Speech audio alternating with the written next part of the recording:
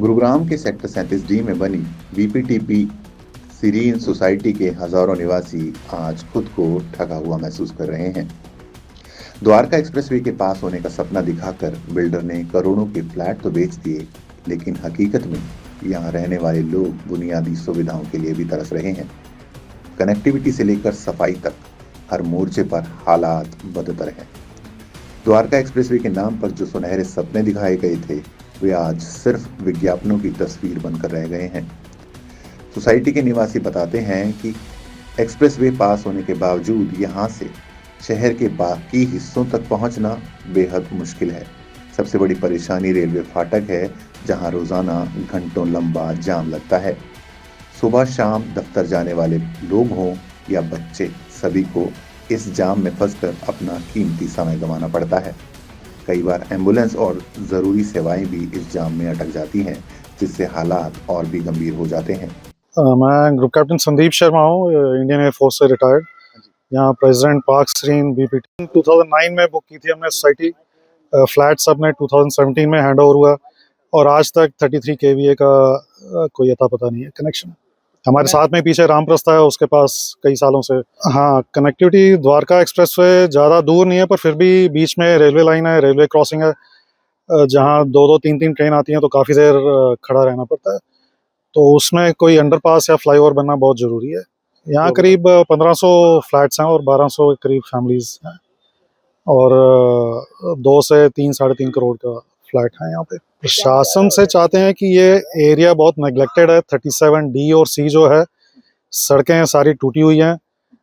गढ़ी road देख लो आप, शर्मनाक बात है कि बड़े बड़े ट्रक फंस जाते हैं उसमें जब बारिशें होती हैं। मैंने खुद देखा 2 ट्रक फंसे हुए, ट्रैक्टर आके उनको निकाल रहे हैं और कई बार हमने प्रशासन को लिखा है, पर आज तक वो रिपेयर नहीं हुई। 2008 से जो है ना ये सोसाइटी का काम शुरू हुआ।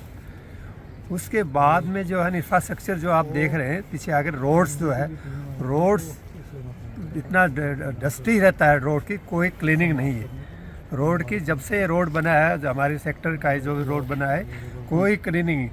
यहाँ पर हमारी सोसाइटी के सामने इतनी ईटरीज, ढाबे ये वगैरह है जो कि दिन दिन सारा रात दिन जो है गंदगी फैला रहते हैं, लेकिन उसमें सफाई की कोई व्यवस्था नहीं है। इसी तरह से इलेक्ट्रिसिटी जो हमारी स्ट्रीट लाइट, उस स्टार्टिंग के अंदर जब सोसाइटी से रहे थे, तो जब 8 ही बाद में जो है ना 8 इंच पाइपलाइन 12 कैसे उसमें बताया गया, खुद SC ने बताया था कि आपके जो है ना पाइप लाइन जो है ना बिल्डर ने ही कम ली है, वो 8 जो है ना 12 इंच का जो है डलना चाहिए था, इन्होंने खुद 8 इंच ही डलवाया हुआ।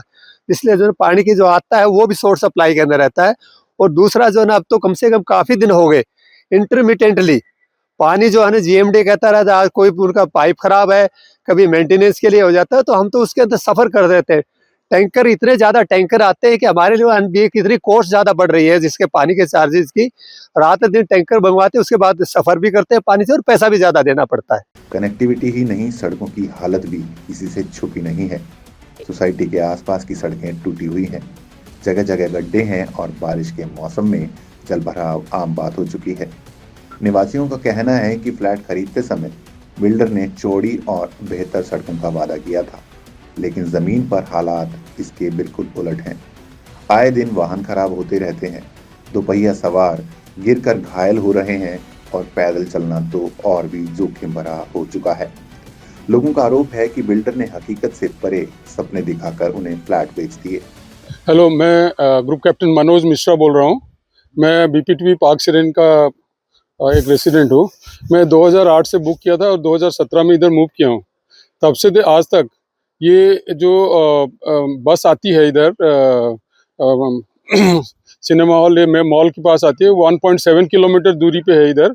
और हमारे जो इतने सारे बुढ़े रहते हैं, सीनियर सिटीजन रहते हैं और बच्चे जो रहते हैं, फैमिलीज रहते हैं, उनको पैदल जाके वो बस पकड़ना पड़ता है। तो बस का सुविधा इधर कराया जाए हमारे सोसाइटी के पास, क्योंकि इधर करीब इसी आधा किलोमीटर के अंदर में करीब 10,000 फैमिली रहते हैं। 10,000 फैमिली, रामोप्रस्था, करुणा ऑप्टस, ILD और बीपीटीपी के इधर मिला के करीब 10,000 फैमिली रहते हैं। तो उनके लिए व्यवस्था होना चाहिए, इधर बस आना चाहिए, ताकि वो जो सीनियर सिटीजन्स है, बच्चे, फैमिली, ये सब इकट्ठा वो बस लेके रेलवे स्टेशन हो या मेट्रो स्टेशन हो, कहीं सुबह जा सकते हैं। वो तो एक हो गया। और द्वारका कनेक्टिविटी, द्वारका एक्सप्रेसवे का जो कनेक्टिविटी है, इधर मेन प्रॉब्लम ही है कि जो रेलवे लाइन आता है, रेलवे लाइन में जब जाएंगे तो मतलब काफ़ी समय तक उधर रुकना पड़ता है, ट्रेन जाती रहती है।